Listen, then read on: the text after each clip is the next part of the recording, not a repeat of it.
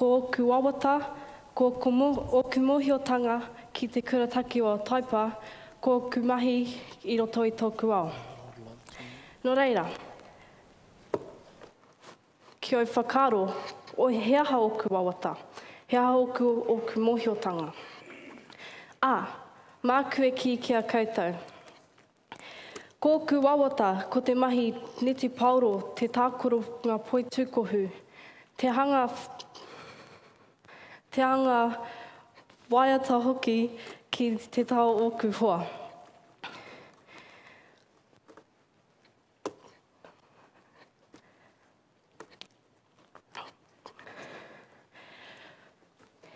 He pauaka marohirohi tēnei, māku hei arotaki kia koutou I tōku ao, me tōku Māori. Nō reira,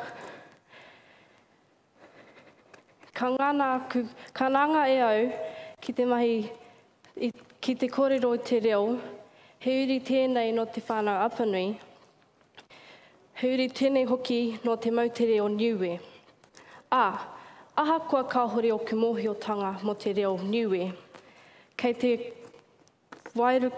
wairoa te reo, kei tōku wairoa tonu te reo o Niue. He mautere rerekē, he mautere hoki, he mautere atāhua hoki te reo o Niue. Ki au whakaaro, kei hea te mautere o Niue. Kei te moana nui a Kiwa.